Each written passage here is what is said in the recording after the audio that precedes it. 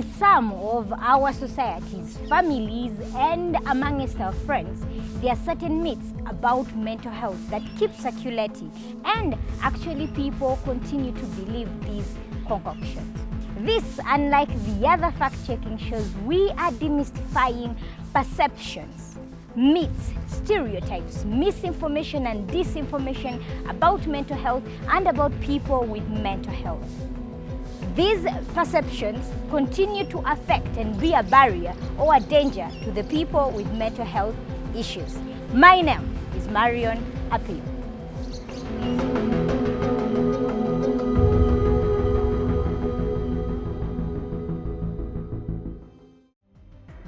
Let's start by listing some of these stereotypes and negative perceptions about mental health in our communities. For example, that children cannot be affected with mental health, that patients with mental health issues cannot recover fully, and that they are very violent. We speak to Dr. Muron, one of the senior psychiatrists at Butabika Hospital in Uganda, and together we demystify these misinformation, disinformation, and negative stereotypes about mental health and mental health patients. In terms of mental health problems, the first perception is that a person who has a mental health problem is that person who maybe has undressed, throwing stones in the streets, which is really a misconception because mental health issues are closer to all of us. In the first place, we all have experienced some challenges in life. Worries, for example, difficulty falling asleep, or indeed having fear about something, although that thing is not there. Or even just happiness. You just find that you don't have happiness as you used to, and you are struggling. In this case, we are talking about depression. We are talking about anxiety, even suicide thoughts, and then of course addiction. Each and every one of us knows a friend, a family member who is affected by addiction, and these are what mental health problems. We struggle coping with daily challenges. So it's not about, someone who's poorly groomed, who's walking in the streets. Again, this is a very common misperception that people with mental health problems are violent. If someone is depressed, often they remove themselves from interacting with people. It's not really that they become more violent than the general population. What we know is that when people are severely mentally disturbed in conditions what we call psychosis, then they may exhibit violent behavior, either because they are responding to voices, or because they are being provoked, or they have beliefs that people want to harm them. We tend to ignore supporting people who have mild forms of mental health issues. For example, we know a friend may be stressed, and we all keep quiet. We all remove ourselves from them because we see they are changing.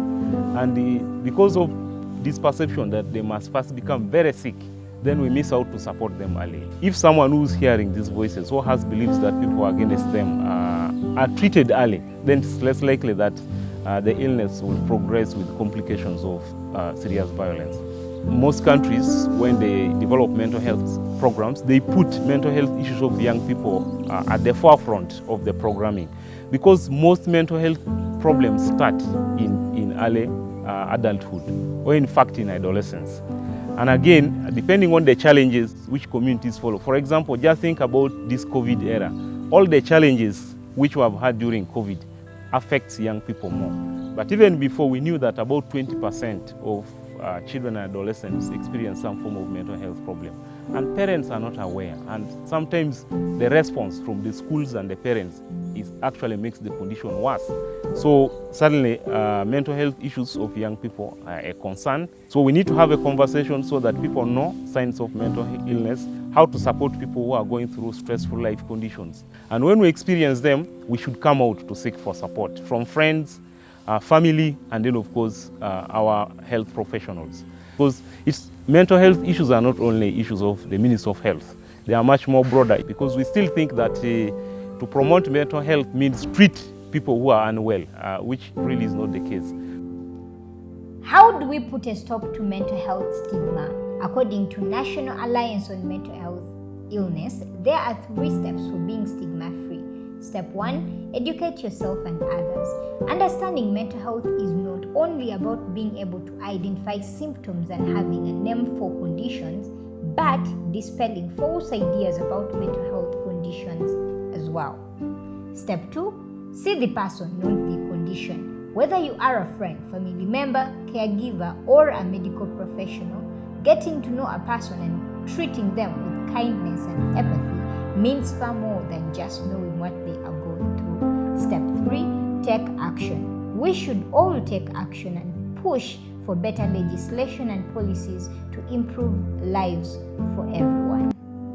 Our hope is that if you're watching this show, you educate yourself and inform yourself and others about stopping to spread mental health misinformation, disinformation, and stereotypes in your community.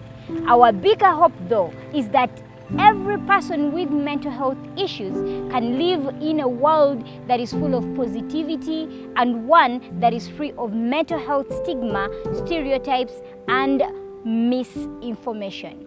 Thank you for watching The Debunk. Until next time, my name is Marion Apio.